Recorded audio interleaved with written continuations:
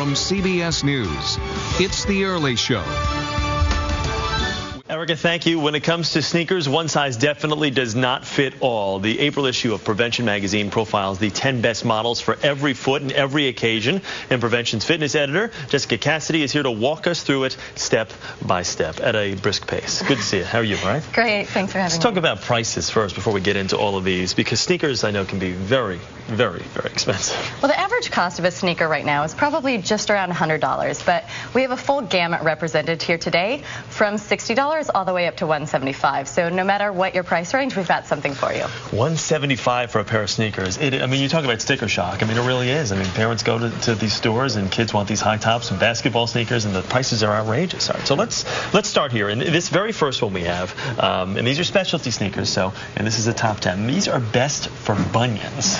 Yes, we had all of our testers try out different shoes, and a lot of people suffer from bunions. So that means the front of your shoe might be constrictive, which doesn't give you enough room. These shoes from Asics have what they're calling a bunion window, which is great. It's a stretchy panel of material right here at the forefront, on the inside and the outside. It actually expands so that your foot really fits into the shoe. My mother has bunions and tried these. She loved them. She was able to walk twice as far as usual without any discomfort. Okay, and these sneakers here are getting your walk on. We're going to let you walk no matter what your condition. And when we say specialty, we really meant it. I mean, sneakers for bunions, that doesn't get more specialized than that. These sneakers are for people that are suffering from weight issues, overweight people. Exactly. If you're overweight, you're going to break down the padding in your shoe a little bit more quickly than somebody else. Okay. So our testers really love this Reebok shoe. It's got the most cushioning of anything. It actually has air pockets underneath, so it's super padded. That means that it's going to keep your feet supported for longer. Okay. It's also going to take some of the strain off your joints as you walk.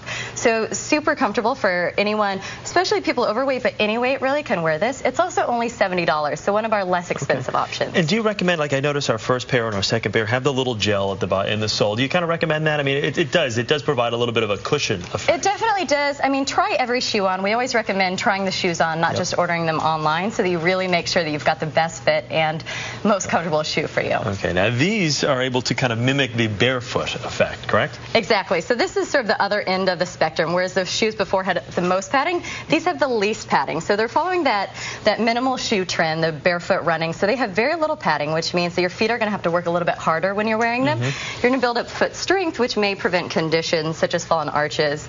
And you're also going to learn to walk a little bit softer. So again, taking a bit more pressure off the joints. Are there any limitations, though, when you've got kind of, I mean, I know a lot of runners have these shoes because there are some people that actually jog barefoot now and they like the barefoot effect. But are there any limitations? You have to kind of be a little bit weary? Well, what we would say with these, you probably want to start out just with maybe 20 minutes. Don't go on your full length walk, but start adding time gradually. So because your feet do have to get stronger, just don't overdo it at first. Okay, now we've got what we call our hidden weapon sneakers, and these people can actually wear all day long.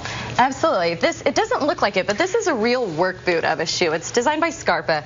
Scarpa is known for making hiking boots really rugged shoes. So even though it looks like a sneaker, it's got a slip-resistant outer sole, and the insole is really padded, so you can wear it all day. And it's actually a lot tougher than you would think on the outside. So wear it for packing, wear it for walking, anything you'd like. Not too bad. And these, if you've got foot aches or arch issues, this is the one you would recommend. I love these. They're really a double duty shoe. Merrill made these. It's a ballet flat, so really an attractive shoe. You can wear it for anything. But the insoles are sort of the secret weapon here. You've got rubber nubs on the inside that are really going to massage your feet as you're walking. You can flip it over, though, and then you've got the flat insole. So whatever you want, for $95, it's cheaper than a massage. Can't go wrong there. These best for walking, these New Balances, right? These are best for fast walking. So we found with walking, you really want a flexible toe so you can push off. These have an ultra flexible toe. They're also super plush on the inside. So our tester, one of them wore them for her commute. So she wore them with tights. They didn't slide around at all, and also with athletic shoes. Okay, now if you thought the bunions were a specialty shoe, these are best for running errands. That's right. Right. So if you need sneakers for running errands, this is the one you need to look at.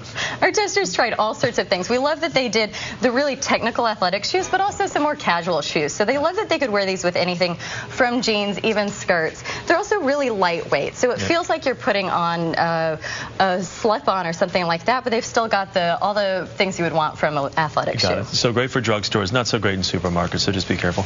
These are more for dress up?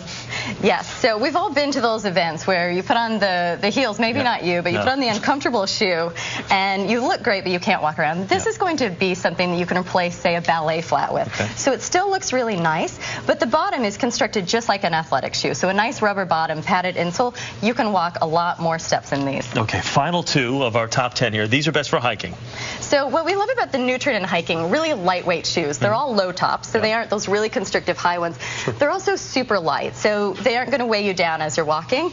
These, even though they're lightweight, they still have the rugged sole, so you aren't going to slide around. And kind of fashionable too. They don't look too bulky or boxy or anything like that. And then finally, we've got, this is your top cross training sneaker. So a lot of people are adding running into their walks, and you want to be careful when you do that not to use a walking shoe. A walking shoe actually isn't constructed for running, but a running shoe, you can both run and walk in it. So our testers really liked this. It's the Brook Trance 10, and they found that it was padded enough for the heel strike, but also flexible enough at the toe for walking, comfortable at any speed. Great interval training shoe right there, $140, so it's a little bit more expensive, but you got to watch out and see what your price points are. This was great. Thank you very much, Jessica. We appreciate it very much. Okay, we're coming right back. This is The Early Show here on CBS. Stay with us.